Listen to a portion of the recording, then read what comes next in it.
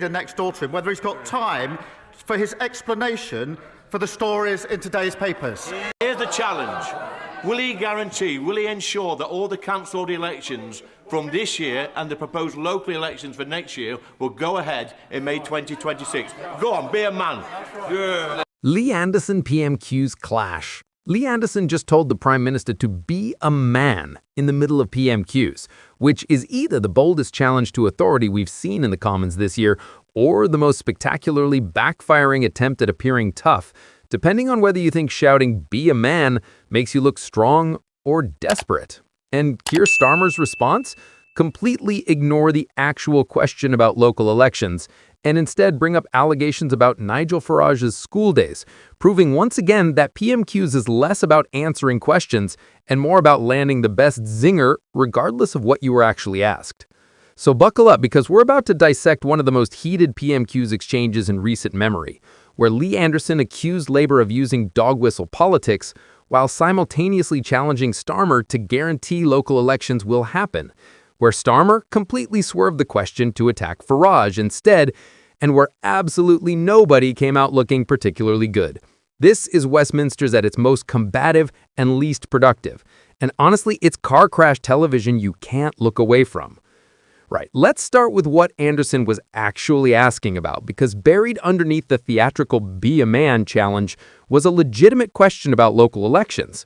Earlier this year, council elections were postponed in various areas due to a local government reorganization, and Reform UK has been furious about it.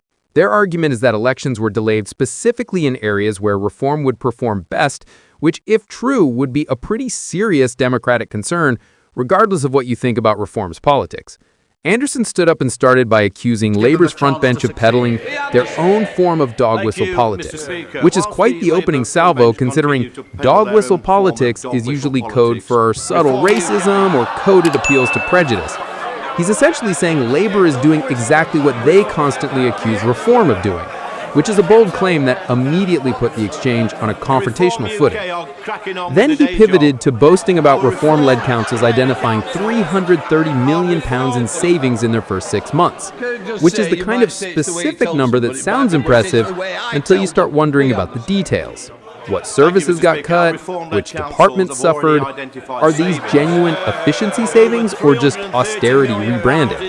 Anderson didn't provide those details. He just threw out the big number and moved on, which is classic political rhetoric that relies on the audience not asking follow-up questions. The description of Starmer shaking his head, propped up by these gullible backbenchers, is wonderfully insulting in that uniquely parliamentary way where you're technically staying within the rules while absolutely savaging your opponents. He's calling Labour backbenchers gullible for supporting their own Prime Minister, suggesting they're mindless sheep rather than thoughtful MPs. It's designed to get under their skin, and based on the atmosphere in the chamber, it probably succeeded. Then came the actual question. Will the Prime Minister guarantee that all postponed council elections from this year and proposed local elections for next year will go ahead in May 2025? It's a straightforward question that deserves a straightforward answer. Either the elections are happening or they're not. Either there's a commitment to democratic process or there isn't. Simple, clear, unambiguous. And then Anderson delivered the line that's dominated all the headlines. Go on, be a man.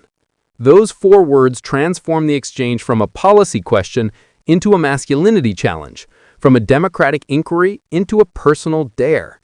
It's the kind of language that's incredibly loaded, implying that refusing to give a straight answer is somehow cowardly or unmanly, whatever that means in 2025 when we're supposedly past thinking that manliness is defined by political confrontation. The phrase is interesting because it's both old-fashioned and calculated. Be a man is something you'd hear in a pub argument or schoolyard confrontation, not usually in the supposedly dignified setting of Prime Minister's questions. By using it, Anderson is deliberately lowering the tone, making the exchange more visceral and personal, and probably calculating that the headline, "Reform MP tells PM to be a man," will get more attention than any substantive discussion of local election timing. Now, here's where things get really interesting, because Starmer's response completely ignored the actual question. Instead of addressing whether the elections would go ahead, instead of guaranteeing democratic process, instead of engaging with the substance of what Anderson asked, Starmer went straight for a counterattack on Nigel Farage. It's classic PMQs deflection, answering the question you wish you'd been asked rather than the one you actually got. Starmer started by saying he didn't realize Anderson was quite so good at stand-up comedy, which is parliamentarian for "I'm about to destroy you."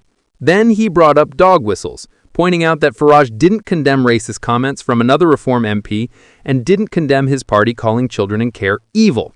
These are serious allegations about Reform's moral character and judgment, and they're designed to put Anderson and Farage on the defensive rather than Starmer having to defend his position on local elections.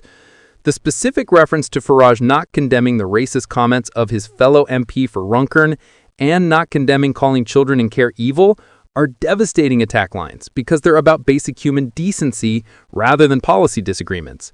Starmer's essentially saying, you want to talk about dog whistles and challenge me? Let's talk about your party's actual behavior toward vulnerable people and minorities. Then Starmer finished with a reference to stories in today's papers about Nigel Farage, asking Anderson to get an explanation from his leader sitting next door.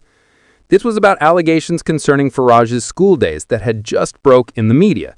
Without directly accusing Farage of anything, Starmer managed to ensure everyone in the chamber and everyone watching knew there were allegations out there that needed addressing. It's masterful political combat in the sense that Starmer completely avoided answering the question while landing multiple hits on Reform's credibility and moral authority. But it's also terrible governance because the actual question about local elections got completely ignored.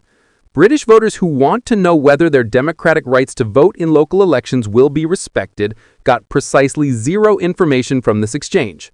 Farage's spokesman later said he denies the allegations and could take legal action, which is the standard response to media stories you don't like, but also suggests the claims have enough substance that they can't just be laughed off. Whether anything comes of potential legal action remains to be seen, but the damage from having the allegations raised in PMQs and reported everywhere is already done. The whole exchange perfectly encapsulates what's wrong with PMQs as a format. It's supposed to be about accountability, about MPs asking the Prime Minister difficult questions and getting clear answers that the public can use to judge government performance. Instead, it's become a theatrical performance where both sides are more interested in landing zingers and generating headlines than actual scrutiny or governance. Anderson's Be a Man challenge was designed to go viral, to make him look tough and Starmer look weak. Starmer's counterattack about racism allegations was designed to make Reform look morally bankrupt and distract from his non-answer. Both achieved their immediate goals in terms of generating attention, but neither advanced democratic accountability or helped voters understand what's actually going to happen with local elections. The broader context about delayed local elections is genuinely important. If elections are being postponed in areas where a particular party would do well, that's a serious democratic concern, regardless of which party benefits or suffers. Democracy requires regular elections on predictable schedules. When those get disrupted, even for supposedly legitimate administrative reasons, it erodes public confidence in the process. Reform's claim that postponements specifically targeted areas where Reform would perform best is impossible to verify without detailed analysis, but it's the kind of allegation that feeds into broader narratives about establishment parties protecting themselves from insurgent challenges. Whether true or not, the fact that it's believable to Reform supporters tells you something about the state of trust in British democratic institutions. The boast about Reform-led councils saving £330 million deserves more scrutiny than it got in the exchange. Are these real efficiency savings or service cuts rebranded as savings? Are vulnerable people suffering as a result? Are these councils actually delivering better outcomes for less money, or are they just doing less and calling it fiscal responsibility? Without answers to those questions, the number is meaningless.